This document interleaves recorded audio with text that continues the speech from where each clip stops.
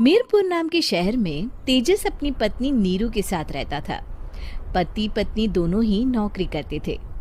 एक दिन तेजस गांव अपनी माँ के पास फोन करता है।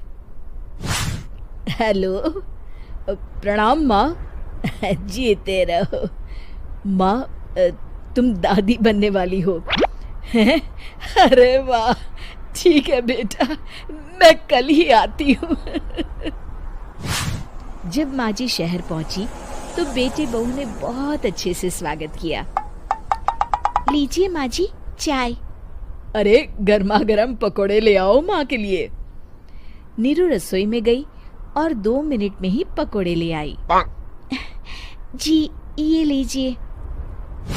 बहू जादू से बनाए हैं क्या? अभी तो रसोई में गई थी। यम्मी। माँ जी, शीला रसोई में पकोड़े तल रही है, मैं बस लेकर आई। हे भगवान, मेरा धर्म भ्रष्ट कर दिया तूने। अब तो गंगा जल से शुद्धिकरण करना होगा। दूसरे दिन, माँ जी मैंने नाश्ता बना दिया है, ऑफिस जा रही हूँ। पर अभी तो घर का सारा काम पड़ा है। शीला आती ही होगी, झाड़ू पोछा बर्तन कपड़े वो सब कर लेगी। हमारे जमाने में घर का सारा काम हम ही करते थे। जी माँ जी, आप बहुत होशियार हैं, मैं घर ऑफिस दोनों नहीं संभाल पाती। तो जरूरत क्या है घर से बाहर जाकर चाकरी करने की? वैसे भी घर का काम खुद करने से घर में बरकत आती है, समझी? पर माँ जी। पर वर कुछ नहीं, इस महीने की पगार मिले फिर ऑफिस बंद है। हाँ। रात को नीरू तेजस से कहती है, सुनिए जी, माँ जी बोल रही थी कि मैं नौकरी छोड़ दूं। वैसे ठीक ही तो है, अभी तुम्हें आराम की जरूरत है। फिर भी आराम कहाँ, शीला को छुड़ाने के लिए बोल रही थी। तो अब 24 घंटे में इतना काम तो कर ही सकती हो। पर जॉब पसंद है मुझे, घर पर मन नहीं लगेगा। अगले दिन जब दोनों ऑफिस के लिए निकल रहे थे, मेरी तो कोई कीमत ही नहीं है इस घर में। माँ जी, आजकल महंगाई बहुत है, रहन सहन भी बदल गया है, दोनों नौकरी करते हैं तभी ठीक रहता है। अच्छा, तू कहना क्या चाहती है? मेरा बेटा तुझे बिठा के खिला नहीं सकता? तू ही इस घर का खर्च चला रही है, हैं? नहीं माँ जी, मेरा वो मतलब नहीं था। मतलब खूब समझती हूँ, ये बाल धूप में सफेद नहीं किए मैंने। हाँ। अब तो ये रोज का काम हो गया था। तेजस भी रोज की झिकझिक से परेशान हो गया था। एक दिन उसने कहा, नीरू, वैसे भी तुम्हें मैटरनिटी लीव मिलने वाली है, तो अभी से ही छुट्टी ले लो।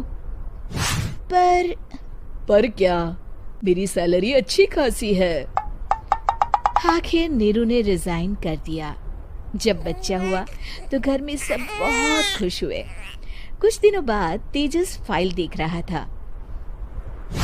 क्या हुआ तेजस, कुछ परेशान लग रहे हो? हाँ, वो हमारी जितनी सेविंग्स थी वो तो हॉस्पिटल में और छठी के फंक्शन में खत्म हो गई है नीरू। और अभी वैसे मंदी चल रही है तो मैं बोल रही थी कल मुन्ना को हेपेटाइटिस का टीका लगवाना है। नीरू, क्या पोस्टपोन नहीं कर सकते? नहीं जी, बिल्कुल नहीं।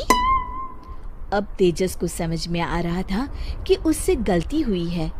पैसों की कमी का असर घर के माहौल पर भी पड़ रहा था। अगले दिन, बेटा मेरा चश्मा और ये दवाइयाँ ले आना, पर्चा देते हुए माँ जी ने कहा। जी। तेजस, मुन्ना के लिए दूध का डिब्बा और डायपर भी ले आना, और ये किराने के सामान की लिस्ट है, इसे भी लाना है। तेजस गुस्से में लिस्ट मरोड़कर फेंकता है और चिल्लाता है, पैसे क्या पेड़ पर उगते हैं? ये ले आना, वो ले आना। अरे पर ये जरूरत का सामान ही है। वो गुस्से में बिना कुछ कहे ऑफिस चला गया। अरे लंच तो ले जाइए। नीरू दौड़कर डिब्बा पकड़ाती है एक दिन खाना खाने के बाद, नीरू, अब तो मुन्ना कुछ बड़ा हो गया, तो अब तुम वापस ज्वाइन कर लो ना जॉब। पर इस रिसेशन में जॉब मिलना बहुत मुश्किल है। ट्राई तो करो। फिर मुन्ना?